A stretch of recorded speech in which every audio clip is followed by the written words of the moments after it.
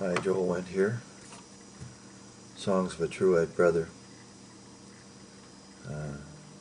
One of the ways these little talks have to work is they have to develop certain threads simultaneously. The threads interrelate to each other. It's as if, you could maybe say like a DNA strand, only it's got 4 or 5 things wound around each other. And so it's important. This morning, well, it's this morning for me early. It's about 4 o'clock in the morning, and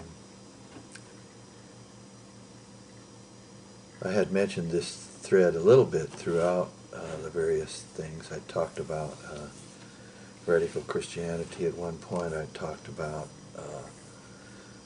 meeting the Creator. I talked about various other kinds of things that had, you might say, a more religious aspect, even though one of the points I'm making is that part of what the True-Eyed Brother does is be a scientist of the Spirit. But nevertheless, as a scientist of the Spirit, I'm still a human being. I have a religious life, and in fact that's somewhat important to the science of the Spirit in a way, in a sense of developing things in the soul. It's important to have a religious life. But I don't mean what people typically mean by that. And I'm going to try in the next couple of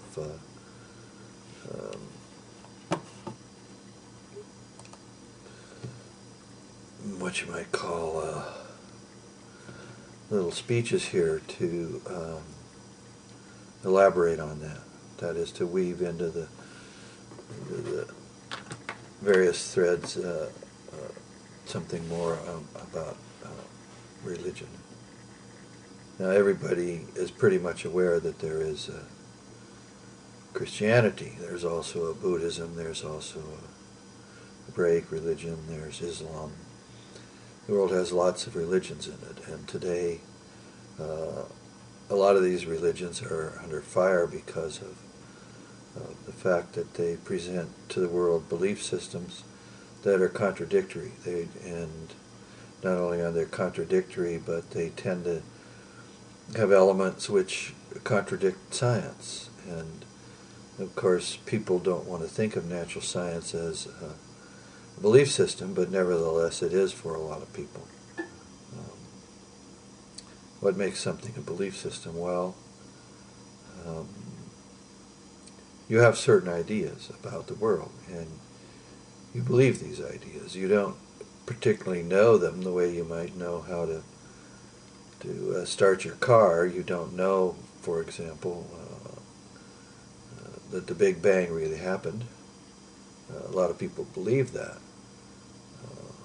but nobody's been back there to observe that. And then there's the creation stories in the various religions, sort of corollary, you might say, with the Big Bang is an idea in the Old Testament where God says, "Let there be light." And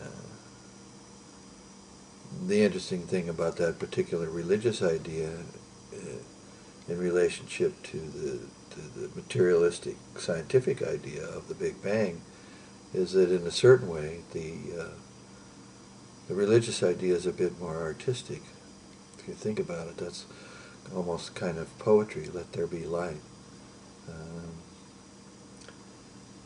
Anyway, I want to talk about what I'm going to call and label, when I label these couple of talks, the other Christianity. Not the Christianity that we think we know, that we're familiar with when we see the activities of the Christian right, or when we hear about end times eschatology, or when we hear about the Catholic Church saying one thing or another. And this other Christianity is similar in a kind of way to the idea that you have from the East. If you investigate it, you'll know, for example, that there is a Buddhist religion in which Buddha is a deity, or one of my other deities. These things are quite varied and complicated. But besides that, there's also what you might call more disciplined teachings of Buddhism, and the people are most familiar with Zen Buddhism and its different methods of approach to the situation. And then you also have Tibetan Buddhism, and teachers of these have been in the West for a long time now, and a lot of people have become Buddhist. There are other teachers here from the West, or people have traveled to the East to pick up Eastern teachings, and so you have Vedanta and Indian yoga and all kinds of other things. And but one of the things you'll find mixed in with the ideas that these various points of view have, these Eastern religious ideas, one is that they speak of, in the Buddhist disciplines, they speak of what they call your Buddha nature. And this idea is meant to convey the idea that within the human being there is a Buddha nature. That is, we have within us something which is like the Buddha. And on the pathways we can develop this Buddha nature. We can become something that develops this Buddha nature. Now in the West, where the sort of disciplined or skillful spiritual paths that are akin in a way to the paths in the East, in the West, these paths were pretty repressed, and there isn't much of an outer sense of their tradition. The various forms came into being and passed away, and I mentioned the Essenes and the Gnostics and the Manichaeans and the Christian Hermeticists and the Rosicrucians and the Anthroposophists and the Alchemists and so on. These are different names for something that bears a similar underpinning. And part of that underpinning is a recognition that in the human being is something. But from a Western point of view, you wouldn't call it our Buddha nature, you would call it the Christ impulse.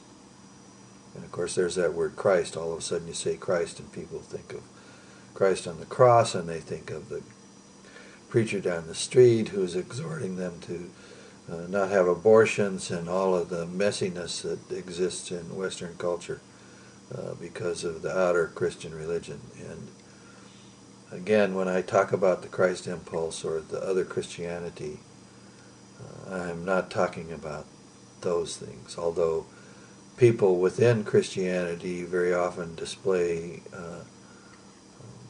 aspects of this. A saint basically is in Christian religion is someone who has explored to a certain degree the manifestation of the Christ impulse out of themselves.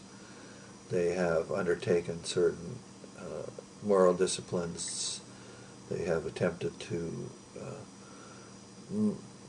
depending on what their own ideal is, they've attempted to love everybody. They've attempted to be of service. They've sacrificed their lives. They've become teaching nuns. They've traveled to South America and been killed.